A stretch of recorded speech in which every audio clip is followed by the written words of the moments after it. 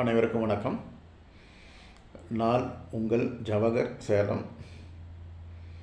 நானும் ஒவ்வொரு வீடியோ போட்டுட்ருக்கேன் சார்.